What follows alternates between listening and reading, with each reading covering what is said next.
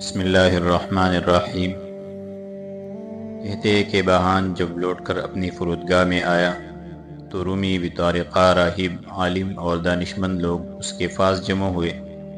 دسترخوان بچھایا گیا، کھانا چنا گیا، مگر اس نے اس خواب کی دہشت کی وجہ سے ایک سردار نے اس سے بیان کیا تھا، اس میں سے قطعاً کچھ نہ کھایا۔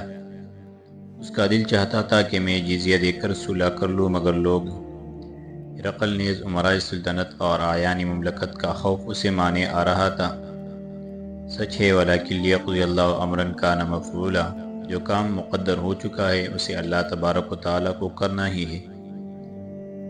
راوی کا بیان ہے کہ جب بہان نے کھانے میں ہاتھ نہ ڈالا تو پادری اور راہب اس سے کہنے لگے کہ آج کیا سبب ہے جو جناب کھانا تناول نہیں فرماتے؟ اگر لڑائی کی وجہ سے کچھ رنج و ملال ہے، یہ چلتے پھرتے سائے کی طرح یا ڈول کی مانند ہے، آج کسی کا فانسا زبردست ہے تو کل کسی اور کا۔ آپ یاد رکھیے اگر مسلمان مظفر منصور ہوتے چلے جاتے ہیں تو اس کا علاج محض یہی ہے کہ ہم سب ان پر ایک متفقہ حملہ کر دیں اور اس طرح ان کے لشکر میں ایک متنفس بھی زندہ نہ چھوڑے۔ بہان نے کہا، میرے نزدیک ہمارے مغلوب ہونے کی وجہ صرف یہی ہے کہ ہم نے اپنے دین کے احکام کو متغیر کر دیا اور اپنی حکومت میں رعایا پر ظلم و جور روا رکھا۔ یہ سن کر ایک شخص کھڑا ہوا اور کہنے لگا، بادشاہ آپ تا قیامت زندہ رہے، میں ایک گاؤں کا رہنے والا تیرے دین کا حامل ہوں، میرے پاس 100 بکریاں تھی جنہیں میرا بیٹا چرایا کرتا تھا۔ تیرے ایک معزز سردار نے ان بکریوں کے گلے کے پاس اپنا ڈیرا نصب کیا اور اگلے روز بقدر حاجت ان بکریوں سے چند بکریاں پکڑ لی۔ اس کے دوسرے آدمیوں نے یہ دیکھ کر گلے میں جس قدر بکریاں بچی تھی وہ سب اپنے قبضہ میں کر لی۔ میری عورت اس سردار کے پاس شکایت لے کر آئی، اس نے اسے دیکھ کر اپنے پاس بلا لیا، وہ چلی گئی۔ جب اسے اس کے پاس کچھ دیر ہو گئی تو میرا لڑکا اس سردار کے پاس پہنچا اور اس نے اسے اچانک اس کے ساتھ مقاربت کرتے ہوئے دیکھ کر شور کرنا بلند کیا۔ سردار نے اس کے قتل کرنے کا حکم دے دیا اور وہ قتل کر دیا گیا۔ یہ اپنے لڑکے کو چھڑانے آیا تو مجھے بھی موت کے گھاٹ اتار دینے کا حکم نافذ کر دیا گیا۔ اس وقت میں نے تلوار ماری تو میں نے سامنے اپنا ہاتھ کر دیا جو کٹ کر دور گرا۔ یہ کہہ کر اس نے اپنا ہاتھ کھول کر دکھایا جو واقعی کٹا ہوا تھا۔ بہان یہ سن کر غصہ میں بھر گیا اور اس وقت اس کے غصہ کی کوئی انتہا نہ رہی، اس سے کہنے لگا، تو اس سردار کو پیش آتا ہے؟ اس نے کہا، ہاں یہ ہے، اور ہاتھ سے ایک سردار کی طرف اشارہ کر کے بتلا دیا۔ بہان نے نہایت غیظ و غضب کی نگاہوں سے اس کی طرف دیکھا، وہ سردار یہ دیکھ کر غصہ میں بھر گیا۔ اس دوسرے سردار بھی اس کے ساتھ ہو کر بنبنا اٹھے اور غصہ میں بھر کے الٹا اسی مستغیث کو تلواریں نکال کر مارنے لگے اور اسے قتل کر کے ڈال دیا۔ بہان ان کی طرف دیکھ رہا تھا، اب اس کا غصہ اور تیز ہوا اور یہ کہنے لگا، صلیب کی قسم تم ذلیل ہو کر رہو گے۔ جب تم ایسے کام کرتے ہو تو فلاح و بہبود کی امید اور مد نصرت کی تمنا بھی ساتھ ہی ساتھ رکھنا عبث محض ہے۔ کیا تمہیں کل کا ڈر نہیں؟ اللہ تبارک و تعالیٰ جو تمہیں انہیں دے رکھا ہے تم سے چھین کر ضرور دوسروں کے ہاتھ میں جو احکام شریعت کے موافق عمل کرتے ہوگے دے دیں گے۔ اب تم میرے نزدیک گدھوں اور کتوں جیسی حقیقت رکھتے ہو، بلکہ ان سے بھی بدتر ہوں، تم بہت جلد اپنے اس ظلم کا بدلہ دیکھ لو گے۔ یہ کہہ کر اس نے انہیں اپنے پاس سے چلے جانے کا حکم دیا۔ بعض کہتے ہیں کہ یہ خود ان کے پاس سے اٹھ کھڑا ہوا اور ان کو ان کی حالت پر چھوڑ گیا۔ جب تمام آدمی اس سے علیحدہ ہو گئے تو محض ایک سردار اس کے پاس رہ گیا۔ وہ کہنے لگا، بادشاہ خدا کی قسم اصل بات یہی ہے جو آپ نے فرمائی، ہم اپنے ظلم کی وجہ سے مغلوب ہوتے چلے جاتے ہیں۔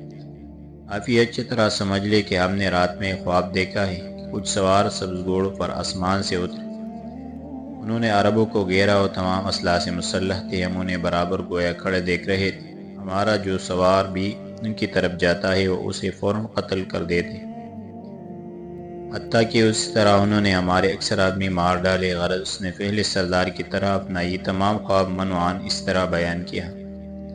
بہان تمام رات اسی فکر میں رہا کہ مجھے کیا کرنا چاہیے۔ آخر اس کی رائے نے یہی رہنمائی کی کہ وہ لڑائی کو موقوف رکھ کے صبح ہی تو مسلمانوں نے اپنے آپ کو مسلح کیا، صفوں کو ترتیب دی اور لڑائی کے منتظر ہو گئے، مگر جب رومی میں کچھ حرکت اور جنبش نہ دیکھی تو یہ سمجھ لیا کہ ان میں کوئی نئی بات ضرور ہے۔ ابو عبیدہ بن جراح رضی اللہ عنہ نے فرمایا کہ دشمن مغلوب معلوم ہوتا ہے، تم ان پر کچھ زیادتی نہ کرو اور ان کو ان کے حال پر چھوڑ دو۔ کہتے ہیں کہ تمام بطارقہ نے اس چاروں بادشاہ یعنی قناطیر، جرجیر، دریحان اور قوریر اور تمام سرداران لشکر جنگ کی اجازت طلب کرنے کے لیے بہان کے پاس جمع ہوئے اور کہا کہ آپ ہمیں لڑائی کی اجازت دیں۔ اس نے کہا میں ایسی قوم کی طرف سے جس کا پیشہ ہی ظلم ہے کیوں نمبر آزمائی کروں؟ اگر تم احرار ہو تو خود اپنی سلطنت کا بچاؤ اور اپنے حریم کی حفاظت کے لیے لڑو۔ انہوں نے کہا بہت اچھا، آپ لڑائی ہمارے حوالے کر دیں۔ مسیح ابن مریم کی قسم، تا وقت کہ ہم انہیں شام سے انہیں نکال دیں گے یا انہیں مار کر ان کا وہی ڈیر نہ کر دیں گے، اس وقت تک کبھی پیچھے نہیں ہٹیں گے یا وہ ہمیں قتل کر دیں گے۔ اس وقت کچھ ہو کر رہے گا، آپ ہمارے قول پر اعتماد کریں اور ہمارے ساتھ میدان کارزار تک چلے۔ جس وقت آپ لڑائی کا قصد کرے تو ہمیں ہمارے لشکر کے ساتھ باری باری اجازت دیتے رہے کہ ایک دن ہم میں سے ایک سردار اپنی جماعت کو ساتھ لے کر لڑے اور دوسرے روز دوسرا، تاکہ آپ کو معلوم ہو جائے کہ ہم میں سے کون شخص زیادہ بہادر، شجاع اور سخی اور مسلمانوں کو زیادہ دیر مقابلے میں ٹہرنے دیتا ہے یا نہیں۔ ہم اپنے تمام لڑکے اور اہل و عیال کو ایک جگہ جمع کر لیں گے۔ اگر ہم نے عربوں پر غلبہ حاصل کر لیا تو ہم انہیں ان کے خیموں کی طرف لوٹا دیں گے، اور اگر ہم پر عربوں کا غلبہ ہو گیا تو اپنے اپنے شہروں اور دیہات کو لوٹ جائیں گے۔ لڑائی ہمارے اور ان کے مابین ہفتہ میں 5 دن ہوگی اور 2 دن آرام کرنے کو مل جائیں گے۔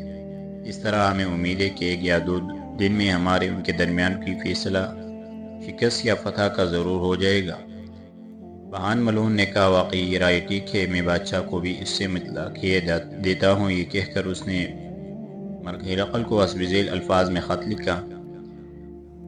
اما بعد ایھا الملک، میں آپ اور آپ کے لشکر کے واسطے اللہ تبارک و تعالی سے نصرت و اعانت اور آپ کی سلطنت کے لیے عزت و حکومت کی دعا مانگتا ہوں۔ آپ نے مجھے بے شمار لشکر کے ساتھ عربوں کے مقابلے میں روانہ کیا، میدان میں اترا، انہیں ہر طرح کی طمع دی مگر وہ اس طمع میں نہ آئے۔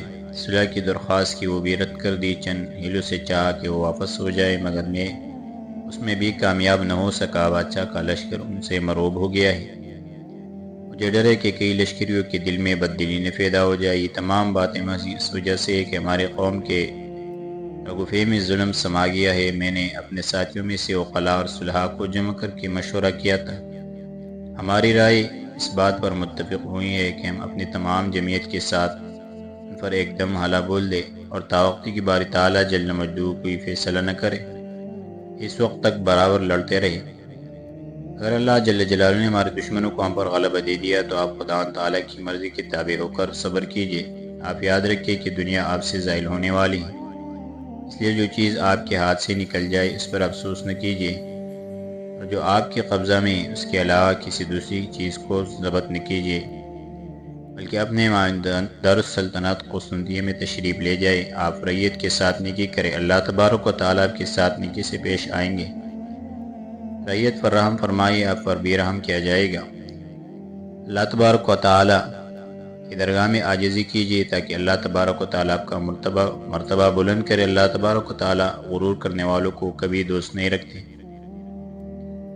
میں نے سردار قوم خالد بن ولید کے ساتھ ملا کر مکر کرنا چاہا مگر نہ کر سکا اور ان پر کسی طرح قدرت نہ پا سکا۔ لالچ اور رغبت بھی دی مگر انہوں نے اسے بھی قبول نہ کیا۔ میں نے انہیں حق پر نہایت ثابت قدم دیکھا۔ میں نے ان پر اچانک حملہ کرنے کا ارادہ کیا، چاہتا کہ ان کے ساتھ کوئی مکر کر لوں مگر میں نے انجام کا سوچ کر اس سے بھی دستکشی کی۔ میری رائے میں وہ بس بھی اپنے حق و انصاف اور اتباع اپنے رسول کے غلبہ دیے گئے ہیں، اور بس والسلام۔ اس نے یہ لکھ کر لپیٹا اور اپنے ہمراہیوں میں سے ایک سردار کے ہاتھ روانہ کر دیا۔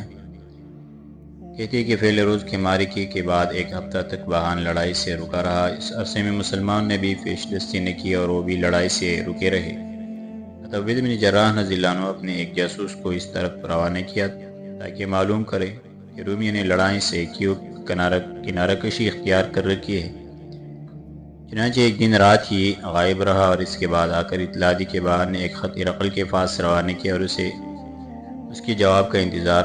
حضرت خالد بن ولید رضی اللہ عنہ نے کہا ایھا الامیر، خدا کی قسم ہمارے خوف کے علاوہ اور کسی چیز نے لڑائی کو ملتوی نہیں کیا، اب ہمیں لڑائی کے لیے اس طرف روانہ کیجیے۔